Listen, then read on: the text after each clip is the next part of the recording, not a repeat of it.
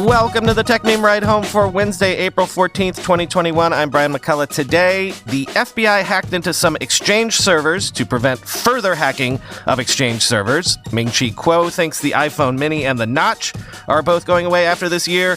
Sony wants you to think of their phones as cameras first. Oculus gets a key new wireless update. And yes, those Boston Dynamics robot dogs have been spotted on the streets of New York City. Here's what you missed today in the world of tech. The U.S. Department of Justice has revealed that the FBI performed a court-approved operation to copy and remove malicious web shells on hundreds of Exchange servers across the U.S.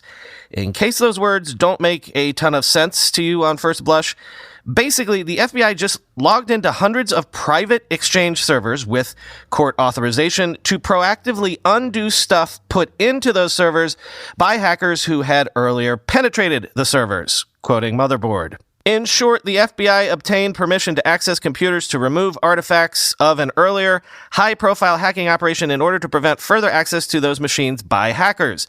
The action is in a response to a hacking campaign earlier in the year, which leveraged vulnerabilities in Microsoft Exchange Server. Multiple hacking groups use these security flaws to break into Exchange servers, in some cases stealing victims' emails.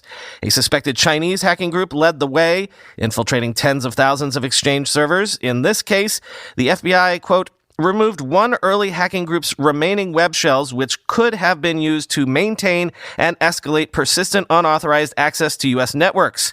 An announcement from the FBI reads, quote, the FBI conducted the removal by issuing a command through the web shell to the server, which was designed to cause the server to delete only the web shell identified by its unique file path. The statement adds, a web shell is, in essence, an interface the hackers have opened up so they can communicate with the vulnerable system at a later date. The announcement said the FBI action did not patch the underlying systems themselves or remove any other additional malware. Quote, by deleting the web shells, FBI personnel will prevent malicious cyber actors from using the web shells to access the servers and install additional malware on them. Associated court records released with the announcements read, the documents add that the impacted servers appear to be located in 5 or more judicial districts, including the Southern District of Texas, District of Massachusetts, Northern District of Illinois, and Northern District of Virginia. The FBI also took evidence from the servers themselves and used passwords, the document said. The FBI also took evidence from the servers themselves and use passwords, the documents say. FBI personnel will access the web shells, enter passwords, make an evidentiary copy of the web shell, and then issue a command through each of the web shells, the documents add, end quote. Apparently, the FBI is also going to inform all owners of the impacted computers about what they did. No word on if the FBI is going to offer malware removal as a service going forward, though that's, of course, a joke. But seriously, this is the first known case of the FBI basically cleaning up private networks after a hack to make sure those networks can't be used for further hacks. In a related note, the most recent batch of patches from Microsoft, the April 2021 patch, fixes 108 flaws, including 19 critical flaws, 5 0 days, and 4 NSA-discovered critical Exchange flaws. So you are, being urgently urged to apply these patches toot sweet.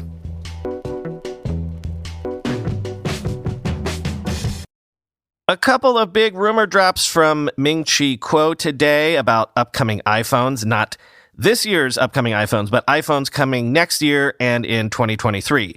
According to Kuo, the 2022 iPhone lineup will feature 2 6.1-inch and 2 6.7-inch devices, which means the mini-sized iPhone is getting phased out again after this year, quoting Mac Rumors.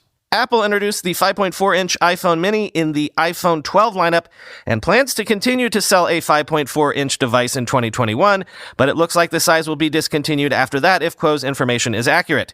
The iPhone 12 mini has not been selling as well as expected, according to multiple iPhone sales estimates. Along with streamlining size options, Kuo believes that Apple will introduce significant camera upgrades in the 2022 iPhones, adding a 48-megapixel camera in the high-end iPhone 14 models. Kuo says that the upgraded camera lens will take iPhone camera photography to, quote, a new level. along with a 48 megapixel lens that will also be able to output in 12 megapixels. Kuo expects the high-end iPhones to be capable of recording 8K video, and he says that in the future, watching iPhone-recorded videos on an 8K display or TV will, quote, offer a better user experience, end quote. Because the best resolution for augmented and mixed reality is 8K to 16K, Kuo says that the 48 megapixel camera in the 2022 iPhone will create videos and images, quote, more suitable for AR/MR devices, and that will, quote, enhance the AR/MR user experience, end quote. All right. But what about the 2023 iPhones? Kuo says those will get the first under-display Face ID system, which presumably means the notch is on its way out. Oh, and also a new periscope telephoto lens, quoting Mac Rumors again. Kuo had also previously stated that at least one high-end iPhone model in 2023 will feature an under-display fingerprint scanner with no notch and a real full-display screen. Kuo provides no specifics with today's note on whether Apple would offer both an under-display Touch ID and Face ID system, or whether under-display Face ID will remain exclusive to the higher-end phones. Apple has widely been rumored to adopt an under-display fingerprint scanner, even possibly for the iPhone 13. However, this is the first time we've heard of a possible under-display Face ID system. From a technological standpoint, achieving an under-display facial recognition system requires more advanced tooling, given that the true depth camera system must be able to read and recognize faces through the pixels of the display without distorting or interfering with the content, end quote. And finally, as for the periscope lens, quoting from Mac Rumors one last time, existing smartphones have already adopted periscope lens technology. Huawei's P30 Pro allows for 5x optical zoom, and an iPhone with a periscope lens could have similar capabilities. Current iPhones max out at 2.5x optical zoom and 12x digital zoom, but better zoom capabilities could let Apple's iPhones compete with smartphones that have focused on zoom functionality. Samsung's latest smartphones, for example, have a 100x zoom feature that Apple's current iPhones can't match, end quote.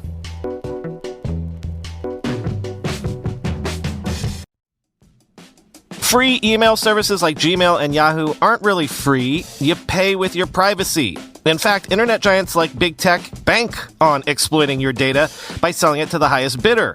Your business plan? Google has it. Your medical records? Yahoo can sell them to drug companies. StartMail is the solution. It keeps your email private, period. Every email can be encrypted, even if the recipient doesn't use encryption. I've been using StartMail for about a month now, and switching over was seamless. You can easily transfer all your current email data, so there's no starting from scratch. And this is my favorite feature. You get unlimited anonymous aliases with StartMail. This feature protects your main email address from spam and phishing attacks. So when you're giving your email to a company but want to protect your identity, StartMail can generate a shareable alias email so people can't sell your information. It's like how you use different passwords for every login. Now you can use different emails too. Take control of your privacy with StartMail before it's too late. Your cybersecurity has never been more at risk, so start securing your email privacy with StartMail. Sign up today and you'll get 50% off your first year. Go to startmail.com/techmeme. That's StartMail with a T, StartMail.com/techmeme for 50% off your first year. Startmail.com/techmeme. Today's episode is being brought to you by Blockchain.com. Are you afraid that you've maybe missed the boat on Bitcoin? Not sure how to get started? With Blockchain.com, you can buy, sell, trade, swap, and earn cryptocurrencies like Bitcoin and Ethereum. One of the oldest crypto companies in existence, there are over 70 million Blockchain.com wallets in 200 countries. In fact, Blockchain.com wallets account for 1/3 of all global Bitcoin transactions since 2012. In crypto, time in the market without any big issues is often an indication of security and trust. Blockchain.com does the heavy lifting on vetting listed cryptos, securing your funds, and meeting regulatory compliance so you don't have to worry. And Blockchain.com is one of the only crypto platforms that allows users to custody their own funds. Your keys, your crypto. Whether it's trading, earning interest, checking a payment status, or lending crypto, Blockchain.com offers the most established and widely used way to invest in cryptocurrency for tens of millions of people. So what are you waiting for? Visit blockchain.com to get started. That's blockchain.com, or search blockchain.com in the App Store or Google Play Store. Bitcoin may have hit recent all-time highs, but it's not too late to be early. Blockchain.com. Again, I told you we're going to be hella busy the second half of this month. Samsung has announced its next Galaxy Unpacked event will be held on April 28th. What might we see then? Well, Samsung only announced that, quote, the most powerful Galaxy is coming, end quote, but rumors are pointing to new Galaxy Book laptops, quoting CNET. Rumors from earlier this year said Samsung planned to unveil new Galaxy Book laptops in April, as well as possible Chromebooks. People have been waiting for more foldable phones from Samsung, but rumors point to their arrival in the summer. Samsung, like many device makers, has worked to bring features from smartphones to PCs. That includes longer battery life and cellular connectivity. Apple popularized the effort with its M1 MacBooks, while Qualcomm has worked with PC makers to introduce new devices with its chips.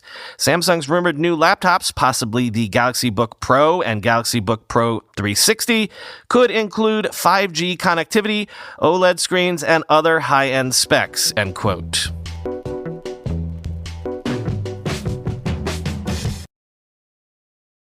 They get basically zero love or attention from anybody, but Sony still has a lineup of flagship smartphones, and they just unveiled the latest and the greatest. The 6.5-inch Xperia 1 III and 6.1-inch Xperia 5 III flagships with variable telephoto lenses, Snapdragon 888's 3 12-megapixel rear cameras, and 4,500 mAh batteries, quoting The Verge. Both are the latest in Sony's campaign to redefine the Xperia brand as a kind of sibling to its well-regarded Alpha digital cameras. As such, the camera system is once again the main focus, and Sony specifically is touting the, quote, world's first smartphone with a variable telephoto lens paired with a dual PD sensor and improvements to its already fast and accurate autofocus system. Pricing was not announced, but both phones should be available in the US this summer. In order to establish the Xperia brand, Sony has also been pushing a lot of other nice specs that are relatively hard to come by on other Android phones. The Xperia 1 III has a 4K OLED screen that now supports a fast, though locked, 120 Hz refresh rate. There are dual speakers that are 40% louder and will work with Sony's 360 reality audio format. Sony is also enabling a special mode for the USB-C port that allows you to use a special cable to take an HD resolution video signal from an SLR camera so you can use it as a monitor, much like the Xperia Pro can do with HDMI. That could also make them an interesting option for live streaming. But again, the big push is on the cameras themselves, and here Sony has done quite a bit to improve the hardware. Sony is using 3 12-megapixel sensors on the back, and both the main and telephoto lenses support OIS. The Xperia 1 III also gets a time-of-flight sensor. Sony says it has lenses that are the equivalent to 16mm and 70mm, but that the telephoto can also reach up to a 105mm equivalent. That extra telephoto zoom comes thanks to a folded periscope lens design, and the Xperia is physically moving the lens elements to get different focal lengths. These phones can take photos at up to 20 FPS with focus exposure readings happening at 60 FPS. They also support 120 FPS 4K in HDR. There's still eye tracking autofocus, but this year there's real-time tracking for that autofocus. In a demo, Sony showed a subject turning around, and when their eye was visible again, the camera adjusted. Sony is finally integrating its Pro Camera app with the main camera app. There's the basic mode like any smartphone, but it's now quicker to get to the Pro mode. Sony's Pro mode really is angled towards people who use Sony's cameras too. The interface is very similar. Sony's tack with the Xperia line is to pack them to the gills with specs and features that will appeal to photographers and even videographers. There's an excellent workflow-based video app included, but in reality, Sony has struggled mightily to gain any measurable market share in the US. A lot of that has come down to higher prices than is the norm for even flagship Android phones, but some of it also comes down to availability. Without carrier partnerships or massive marketing budgets, these Xperia phones are more likely to appeal to camera enthusiasts than mainstream Android buyers, end quote.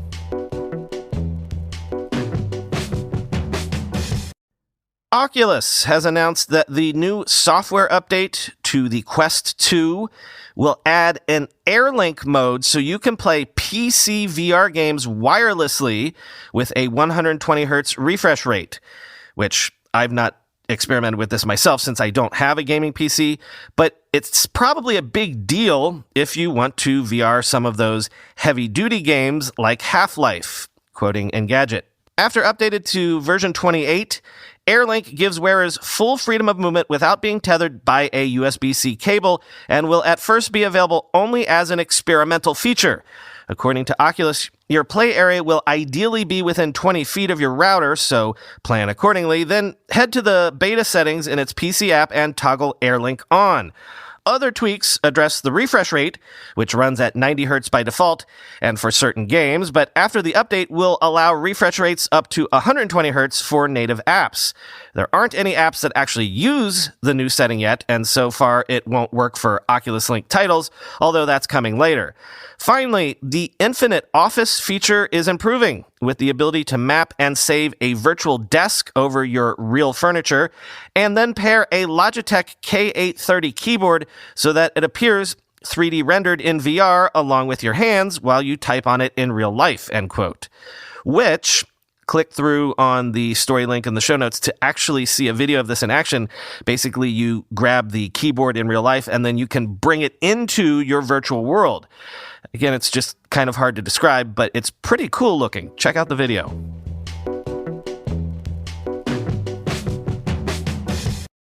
Finally today, you might have seen the videos making their way around social medias. Yes, the New York Police Department has one of those dog-like robots from Boston Dynamics, and yes, they've been deploying them in the field. In fact, according to Gothamist, since October, the NYPD has deployed a quadruped robot called Spot to a handful of crime scenes. Quote, a video shared on Twitter shows the robot trotting out of a building on East 28th Street in front of two NYPD officers, then slowly descending the stairs as bystanders look on in shock. I've never seen nothing like this before in my life, one woman can be heard saying. The remote-controlled bot was made by Boston Dynamics, a robotics company famous for its viral videos of machines dancing and running with human-like dexterity. Versions of Spot, as the mechanical dog is known, can open doors and are strong enough to help tow an 18-wheeler. Since October, the NYPD has dispatched the robot to a handful of crime scenes and hostage situations, raising fears of unwanted surveillance and questions about the department's use of public dollars. The mobile dog, which comes equipped with automated sensors, lights, and cameras capable of collecting limitless data, is sold at a starting price of $74,000. A spokesperson for the NYPD said the robot dog was on standby, but not used during a domestic dispute at East 28th Street on Monday afternoon. After a man allegedly barricaded himself inside a room with a mother and her baby, officers showed up and convinced him to let them exit. The man was arrested for weapons possession, the police said, end quote. Again, check the link to the piece in the show notes if you've not seen the video. It's wild to see Spot walking in the real world. It almost looks like movie CGI.